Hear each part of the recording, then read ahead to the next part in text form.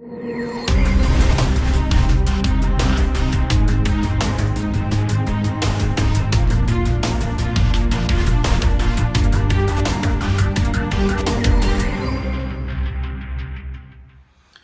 guys and girls, and welcome to the seventh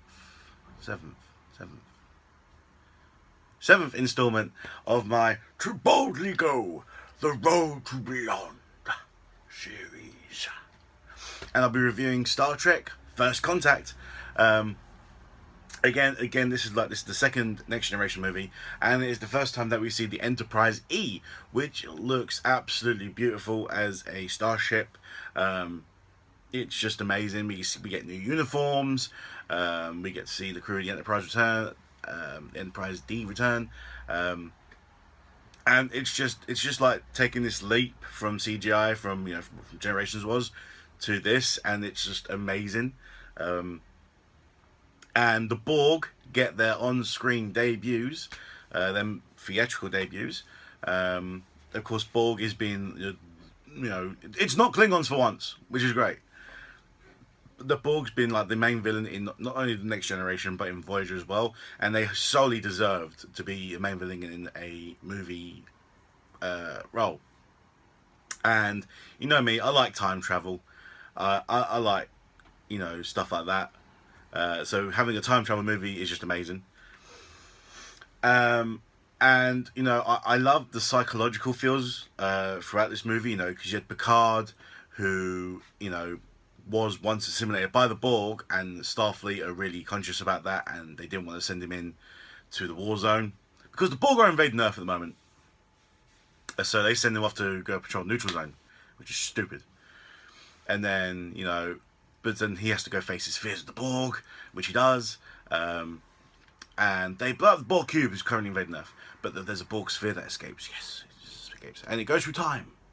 So the Enterprise E, being the Enterprise E, goes through the time rift, and they have to stop the Borg. And what the Borg are doing, they're stopping First Contact. They are stopping the moment where the Vulcans first came to Earth and made first contact with the human race, the first extraterrestrial life. And what they're trying to do is they try and take over the Earth before the Earth becomes a threat to them. Mark News Online. And great story, right? So they've gone through this time rift, and the Borg are firing on Earth, and the Enterprise fires on the sphere blows up. But unbeknownst to them, shields are down because of the time rift, and the Borg transport themselves onto the Enterprise without their knowledge. Yes. So now there's two things going on. You got to repair the ship on the surface, which is what makes the Vulcans come to Earth, and you have to stop the Borg from taking over the ship, which is great. And Picard's going through this psychological trauma right now, because he wants to destroy the Borg once and for all. He wants to kill them off, and he's willing to risk anything to go and do it. At that same point, you got Data, who from Generations was starting to get through past his emotions and all that and get control of them. He was captured by the Borg, and the Borg are now fusing human skin onto his endoskeleton, and he's like, oh my god, what is this sensation? Because Data's life goal is to become more human, and the Borg are helping him do that in a capacity that no one else could. And so it's like, oh my god, is Data going to turn to the Borg so he can become more human? Is he going to betray his friends? Is Picard going to just go insane and risk everything just so he can kill the Borg? Because the Borg are winning. The Borg are winning. They've taken over nearly the entire ship.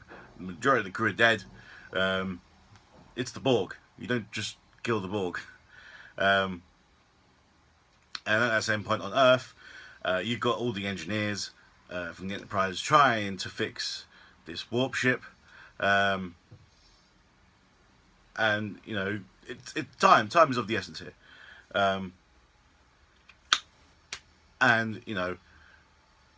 at the end, it's literally just Picard on the ship by himself, who's trying to go to the Borg Queen. He's like, look, leave Data, let Data go, take me in his place. They're going to destruct the ship again with destructing the ship. There's been a ship destruction in nearly every fucking movie going. But Data's like, no, I will save the day. and he sacrifices his human skin, his human form, so he can save the ship, which he does. Yay! And first contact happens. Vulcans come down, and everything's back to the way it should be. It was an amazing movie. It was action filled. There was a good story. There was good suspense. There was a good thriller.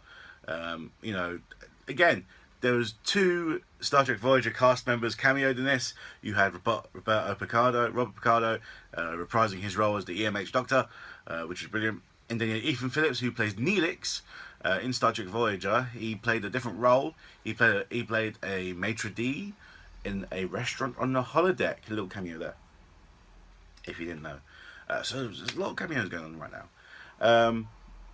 But it was an amazing movie. A definite strong follow up, because what I believe is that you got the original 6, and then you had Generations, which was that gap between the 2 series, and I believe that Generations was the end of the Next Generation, because obviously it was the end of the Enterprise D, and then you got the new crop of movies, which is the Next Generation, but it's like a brand new story going forward, obviously, because you got a brand new ship, you got brand new uniform, you got brand new stories, which I liked. So this is just, like I said, an amazing thing, an amazing story, and I can't wait to watch now Insurrection, which again is, I think, an amazing story. But we'll get to that in the next video. So live long and prosper, people, and peace.